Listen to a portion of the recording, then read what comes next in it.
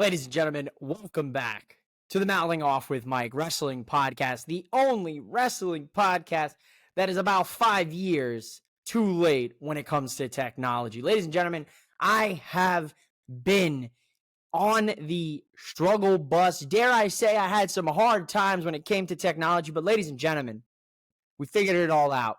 Your boy was just left up in the Stone Ages, it seemed. And by the Stone Ages, it seems 2019, 2020, because clearly computers update and are out of date so fast. Ladies and gentlemen, on this episode of Mouthing Off with Mike, we are going to talk all things AEW Revolution, and we're going to have some special guests. Yes, ladies and gentlemen, not just one, but multiple people who were live and in attendance for AEW Revolution. So, ladies and gentlemen, without further ado, sit back, relax, and let's talk those graps. Mouthing off with Mike, mouthing off with Mike, mouthing off with Mike. All right, folks, the first match that we're going to take a look at here on the AEW Revolution match card, the Patriarch, Christian Cage, defending his TNT title against Daniel Garcia, the ultimate underdog. When you look at this match here on paper, not only does he have to go up against Christian Cage, he also has to go up against the Patriarchy, Nick Wayne, Mother Wayne, and of course, Killswitch. You know, look, unfortunately, Daniel Garcia was not able to overcome all of those factors. At one point, it was real close. I thought Danny G had it all wrapped up in a nice little bow, but Christian Cage, thanks to the Patriarchy, was able to successfully retain his TNT championship. I said that Edge was going to get involved here. Everything pointed to the Rated R Superstar screwing over Christian. That didn't happen, ladies and gentlemen. We'll have to wait for the return of the Rated R Superstar. But good match. I mean, it was a good opener. I'll be honest, I was in the middle of cooking dinner for me and the girlfriend, so I was kind of in and out on that match. A match that I certainly was not in and out on was Daniel Bryan. Ooh, we combined both of those. All right, we're doing well. Bryan Danielson taking on the Mad King, AEW's Continental Crown Champion, Eddie Kingston, in a battle for Danielson's respect, ladies and gentlemen. We know there's no love found. There's no love lost between these two. Bryan does not respect Eddie Kingston. He calls him a bum. Eddie spun that and said, well, I'm the king of the bums, baby. Eddie Kingston, after a fantastic match between Bryan Danielson, was able to retain his championship and his Triple Crown and finally got the handshake and the respect of Bryan Danielson. We had FTR taking on BCC's, the Blackpool Combat Club's Jon Moxley and Claudio Castagnoli. Fantastic tag team match. If I were to tell you the top three matches, this one was number 3 on my top 3. FTR, unfortunately, did not get to win like I had predicted. The Blackpool Combat Club got a massive win here. So very interesting development when it comes to the AEW Tag Team title picture, which we'll get into once we get to Sting's final match. We had that all-star 8-man scramble. Wardlow won it, as he should have, but not really much for me to write home about. Would have much rather preferred seeing Willow and Chris and Julia and Sky on the main card rather than this match. They did lose to Sky and Julia in the pre-show 0-hour match. And the Bang Bang Scissor Gang beat Jeff Jarrett. And oh my God, is that Private Party wasting away with a Jeff Jarrett faction? Yes, it is. They defeated them in that 12-man tag match, which was, okay for the most part. We had Roddy Strong taking on Orange Cassidy for the International Championship in another really damn good match here on the show. I wouldn't put it in my top 3. I definitely slotted in at a top 5 for sure. Roddy Strong is your new international champion. Funny enough, Roddy Strong won a singles title before Adam Cole did. So right there and then, this moment you could use as a catalyst to inevitably tear apart the Undisputed Kingdom. Wardlow's got a title opportunity now. Roddy Strong is an international champion. Taven and Bennett are the Ring of Honor tag team champions. Adam Cole's unfortunately the leader of the group and quote-unquote hurt. Only imagine what his projected career path was going to be when it came to the end of 2023, beginning of 2024 with the Undisputed Kingdom. But I'm sure we'll find out very soon, because it seems Adam Cole's been moving around on his own without the use of a wheelchair. So maybe Adam Cole is advancing on his injury rehab quicker than we all might just so happen to think. Now, look, we're going to touch base here about Toni Storm and Deonna Purrazzo. Really solid match. Mariah May actually came out dressed up as, old Toni Storm, with the hat and the leather and the jacket. I thought it was Toni Storm for a minute, ladies and gentlemen. I got bamboozled. Mariah May literally looked like Toni Storm. So, funny enough, this was the first time Toni Storm has actually acknowledged Mariah May's existence, and it only took Mariah dressing up as Toni Storm. Toni Storm retained the championship, even though Toni did tap out to Deonna, but the ref was distracted. He did not see it. So that story will probably advance, potentially looking at things on the media scrum. Toni did make a reference to Wendy Riker, and if you know that is a reference to the boss, Mercedes Moné, who we might be seeing in just 2 weeks' time. So a good match. I would have liked a little bit more time for the ladies, especially considering that All-Star Scramble went, in my personal opinion, that All-Star Scramble went 5 to 10 minutes too long. I lost interest there. I mean, I'm glad Wardlow won. We need Wardlow to get some momentum. He even discussed it on Collision this past Saturday that, he gets started, he gets stopped, he gets started, he gets stopped. So if you got somebody who's already self-aware of that, you got to do something different, man. It's one of those things. Look, we got Takeshita, Will Ospreay, Ospreay's technical AEW debut under his contract for All Elite Wrestling. Takeshita and him had a damn good match. This is top 1 match on the wrestling card, ladies and gentlemen. This beat out Sting's final match for me, even though Sting's final match was viewing pleasure and a feat all its own, which I'm excited to talk with my surprise guests here later on in the show. As long as everything works out, we'll see.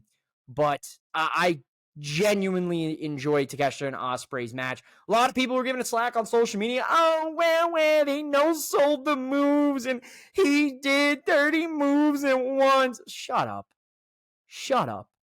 Wrestling evolves, ladies and gentlemen. Wrestling is not just rest holds and headlocks and a submission and here comes the get to the finish of the match.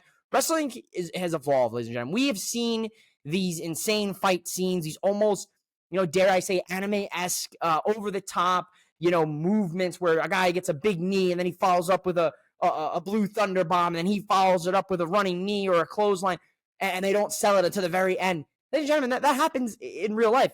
If you're in a fight and the adrenaline's pumping and you get hit, you're not going to just drop. If your adrenaline's going, you're gonna keep hitting those moves. So people whining and complaining, oh, man, they didn't sell the move and it devalued the move more than it, complain. Go complain to somebody who cares, because I don't.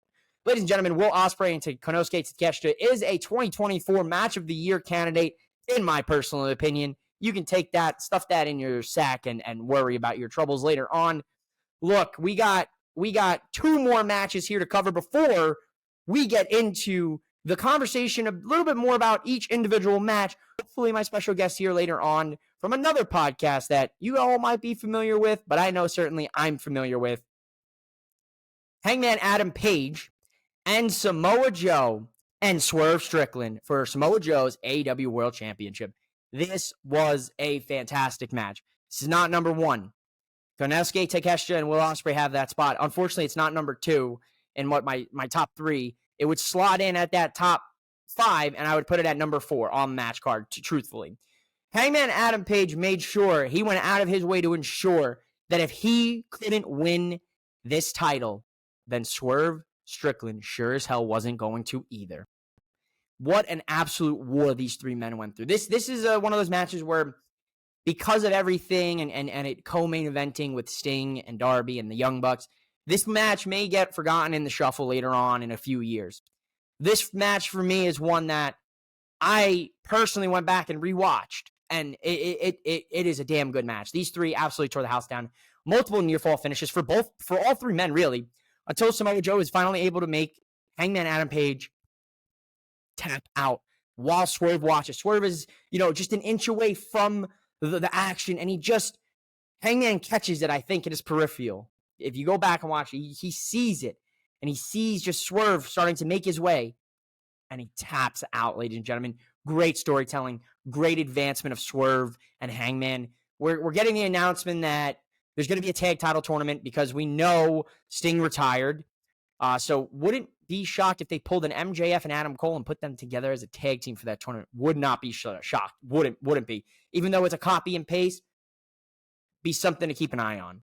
Ladies and gentlemen, we've come to the moment we all want to talk about. I wanted to spend about 10 minutes just giving you the recap, giving you my thoughts, because I want to talk with Marcus and Martin from Four Sides of the Ring. We're live and in attendance at the Greensboro Coliseum in North Carolina for Sting's final match.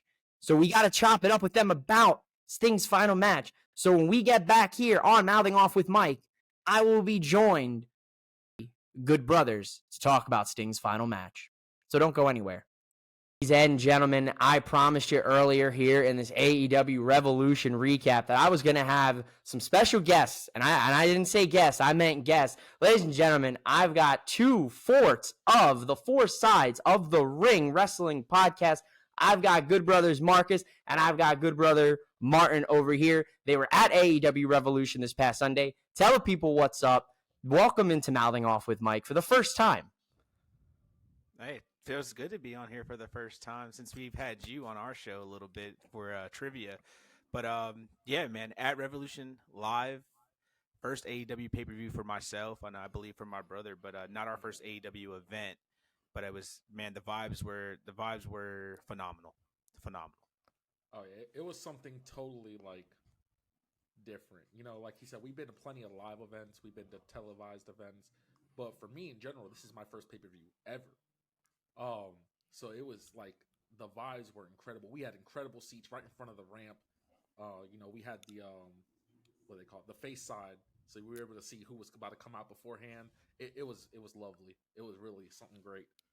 I love to hear it, guys. I love to also hear that you guys were able to get to your first pay-per-view events, so that's awesome to see. You know, I had the lucky pleasure of going to Double or Nothing 2019. For me, that is always going to be my top AEW show. So from what the live shows you guys have been to and the shows that you guys, you know, now have had the chance to go to, would you say Revolution was one of your favorite shows you guys have been live in attendance for? Oh yeah, hands down.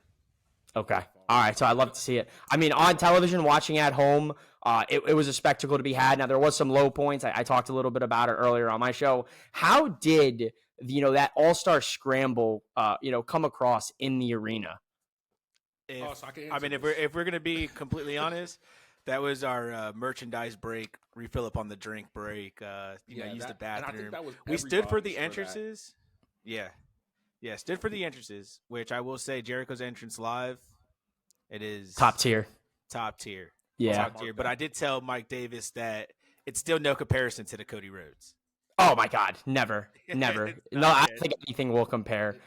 So I had to agree, man. I was like in the process of like finishing dinner and I kind of was like half eyeing it, you know, one eye on cooking, one eye on the scramble. So I can understand that completely.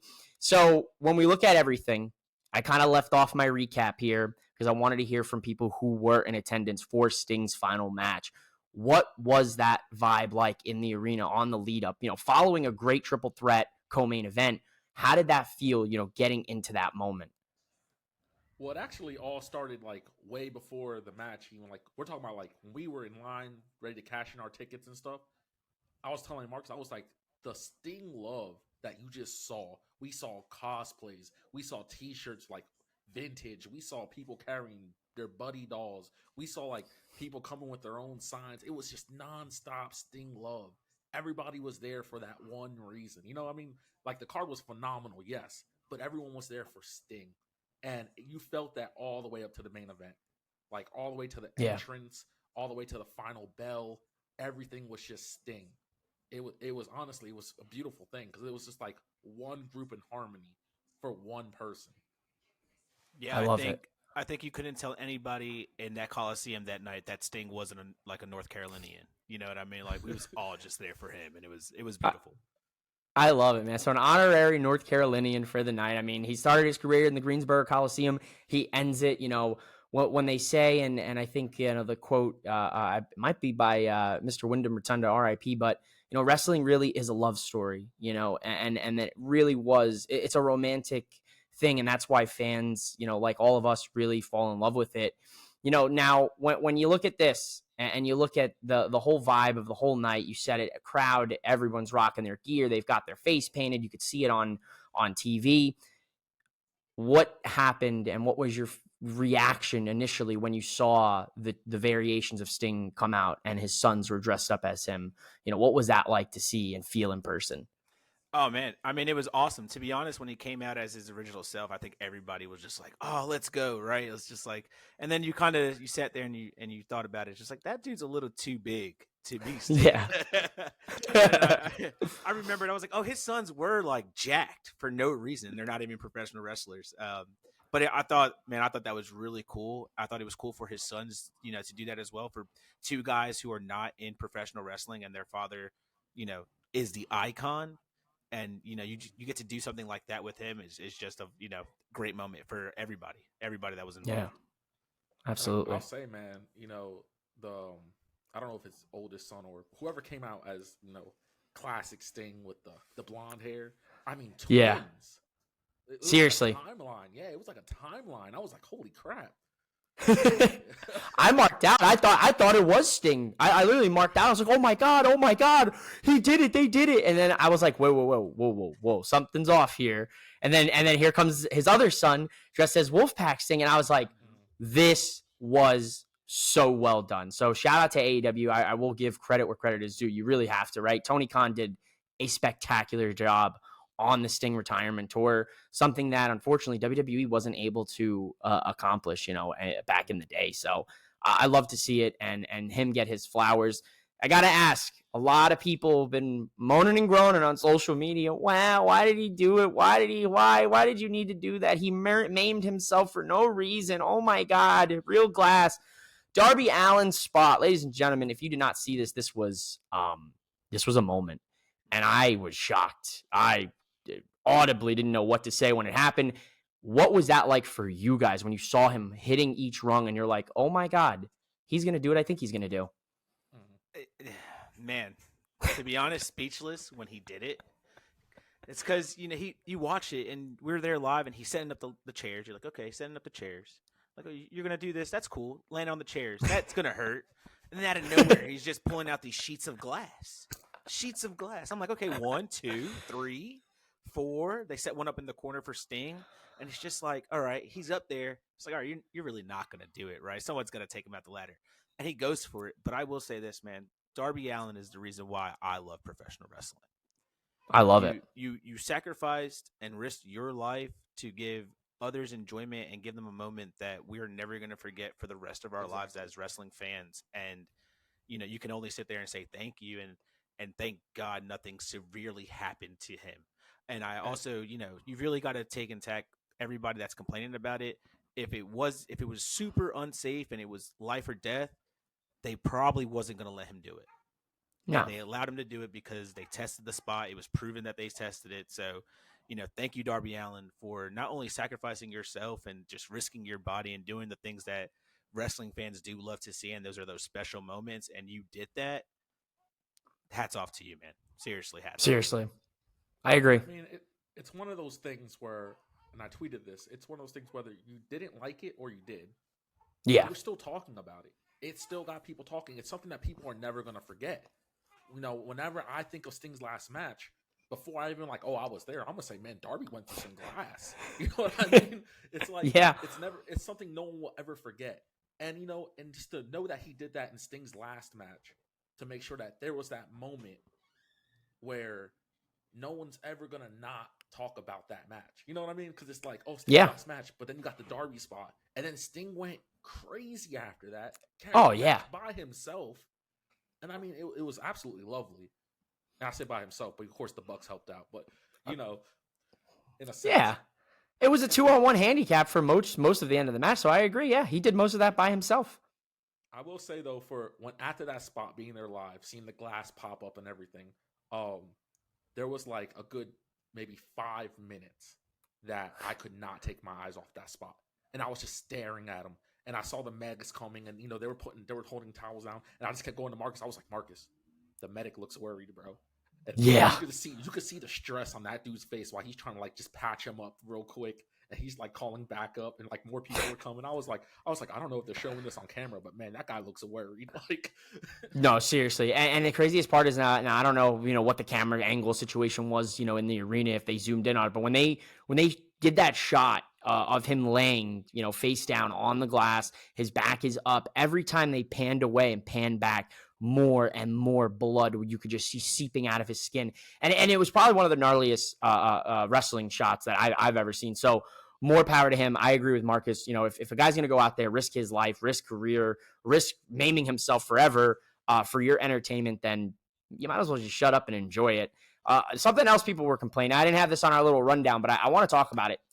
Takeshita and Ospreay for me was the match of the night, and that's with Sting's retirement and everything. That was just damn good professional wrestling, and a lot of people, once again, wham wham wham wham wham wham, they didn't sell the moves long enough. In person, how incredible was that match? oh, dude, I was like Still processing. Still. Yeah, exactly. Thank you. I mean, watched it live was incredible, and I said this on with Mike Davis too, man. Thank you, Tony Khan, for bringing guys like Takeshita and Will Ospreay to the States so we can watch them work, because it's phenomenal. It really is. It's one of those things where everyone knew Will Ospreay wasn't going to lose his first match, but the match was so good that at one point I said, "Oh, they might just have Will lose," and because it was that good, I was that invested into what those two were doing. It was absolutely amazing in all points of the view. And I mean, Will just looked so happy to be there. Like, he looked so happy. And I mean, it showed. The dude showed out. No, seriously. They looked great. My only complaint about that match was the match placement. They should not have put it third last. If anything, they should have opened the show. Or they should have gapped it with, I hate to say it, either the scramble match or the women's match between them. Because it was so hard to go from that to that co-main event with the three-way, because I was still processing everything I just saw. That was my only complaint about it. No, I get that completely. I mean, it was a little strange opening with Christian and Daniel Garcia. Don't get me wrong; it was a good match for TV, but I don't feel that was a strong enough opener for this pay-per-view. I agree. I think Takeshita and Ospreay would have been the right decision to open, or like you said, slot that with that All-Star Scramble or something. And I can see that. I can see that, especially being live, because sometimes you look at a card and they produce it, and you're like, "Ooh, on paper this looks really good," and then the pacing is off, and it shouldn't be where it needs to be. I was personally a little upset. I don't know if you guys heard this, but I was a little upset that All-Star Scramble even was on the main card. There was one women's match, Deonna Purrazzo and Toni Storm, which was a good match. Definitely didn't exceed my expectations of what I expected. Is that are you in that same ballpark? How was it live, that match? As far as we're big Deonna people because we're from New Jersey. Oh, absolutely. She's wrestled with the Zombie King, who is our co-host of ours. Marcus have actually got lockup lessons with her before. She's a lovely. Oh, that's incredible. We're huge Deonna fans. I followed her whole career. She's deserved everywhere she's been, everything she's gotten. But I've said it, and I was on another podcast with Wrestling in the Middle, and I was like, it just wasn't her best work, and it has nothing to do with what those two women did. I mean, I don't know what it was, but it just wasn't their best work in general. Yeah. Do you agree to that, Marcus? I felt like, personally, I thought the wrestling in the match was great. And like my brother said, we love Deonna. We've been following her for a very, very long time, and she's incredibly good. But her gimmick was just not the right gimmick to match up against this timeless Toni Storm gimmick, because the timeless Toni Storm gimmick is just top notch. It's top tier. Yeah. And you really need a big gimmick to go against that, to take over, just for it to be believable. Not saying that Deonna won't get there, because she will. She's fabulous. She's gonna get that title, and she'll get there. But one thing Tony Khan does, and me and my brother sometimes can disagree with it. It's like all these new women that get signed get the Charlotte Flair treatment, right? They get pushed right to a title match, and it's just like they either win and it's too fast of a push, or they lose and then they get left behind. And I feel like Tony's got to work his way around that. I don't think that's going to happen to Deonna in this case. I honestly believe that this women's division for AEW is about to start cooking, and everybody better get in line right now, because they're about to take off. Oh, yeah. Seriously. Listen to Marcus, guys, because I've been saying the same thing now. I am Oof. I don't know if we've recently connected this brotherhood, with Four Sides of the Ring and mouthing off with Mike. But in the summer when I first started this show, man, I was critical of Tony Khan and that women's division. I would scream from the mountaintops, book them better, because you had premier talent on top of premier talent, and they were not getting seen. You got them wasting away on Dark and Elevation, and you had them wasting away. And I don't say this disrespectfully, but you had them on Ring of Honor. And to be honest, not a lot of people watch Ring of Honor. It is a hard watch to do on a Thursday after your Monday, Tuesday, Wednesday. You're gassed out. You need a day. You need to recover. You know what I mean? I can catch a match here or there, but it's one of those things where I agree. This women's division is starting to heat up, and it all depends on Tony Khan if he's willing to put the time and effort that they need. But Martin mentioned it. You have Mercedes. More than likely, everything's been confirmed. You have a Mercedes Moné signing happening on March 13th in Boston.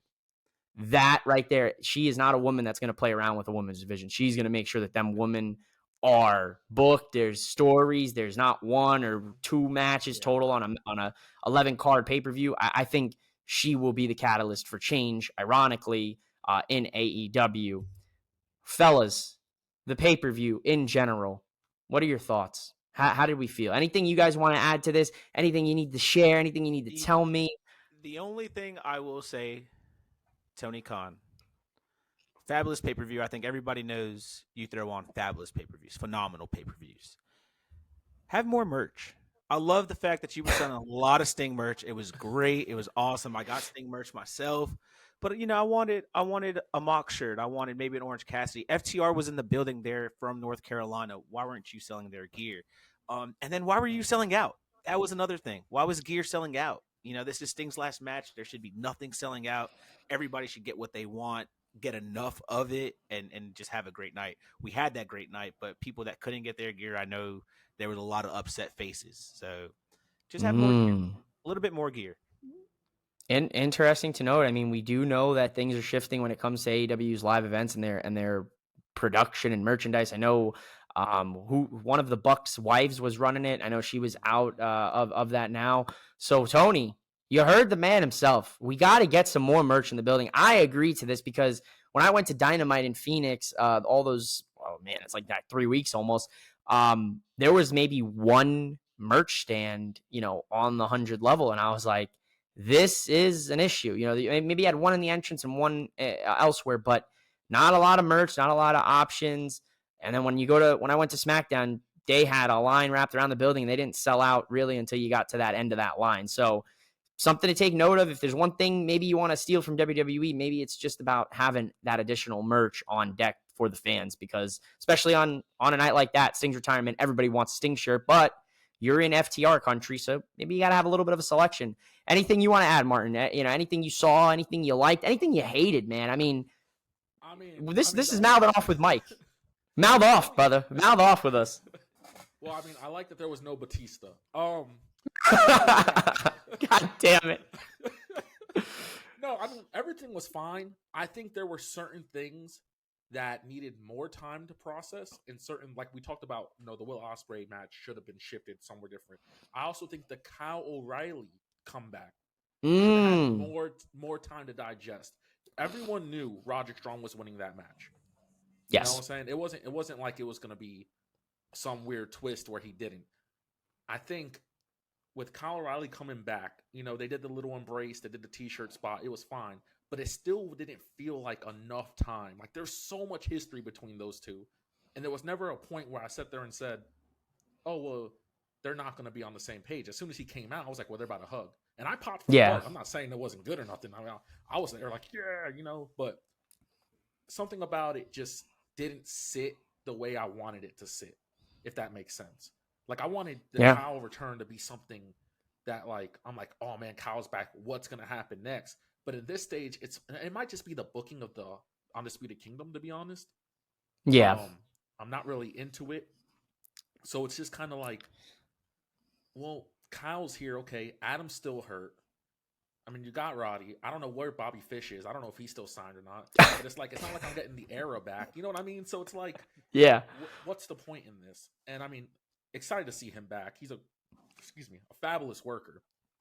So I know people were like complaining that he looked ill, and I was like, I mean, he had to like Yeah, he's been dealing with it, man. There was a point where he didn't think he was gonna ever wrestle or possibly even move correctly again. So yeah, I would agree to that. I'm not gonna judge him for his looks. Yeah, I agree with you, man. It didn't feel right. I feel like that was a Dynamite, come on out. We'll do a championship celebration for the Undisputed Kingdom. And here comes Kyle O'Reilly. I feel like that would have been a quote unquote perfect Dynamite moment. Because you're not gonna get a big reaction, especially when it's Sting's retirement match. I feel like those two things did not, doing a debut or a return on that night maybe wasn't the right move. So I can see that perspective, Martin. See, that's why we love having a different perspective, and we love having people who are actually at the show. Ladies and gentlemen, that's everything here that I've got to ask Marcus and Martin, and I appreciate them for joining me here on the show. Do you guys have anything you want to add? Or actually, let me ask you. I'm a little scrambled here. It's been a while. What was your personal favorite matches? And I'll sign everything off here. If I had to choose a match, I thought match of the night was obviously the Takeshita Ospreay, but my favorite match, I don't know why everybody was hating on it.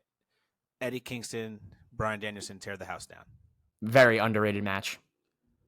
So the obvious answer is Will Ospreay. The obvious answer. I'm not gonna say that though. But it would be my answer if I had to, gun to the head. It's Will Ospreay.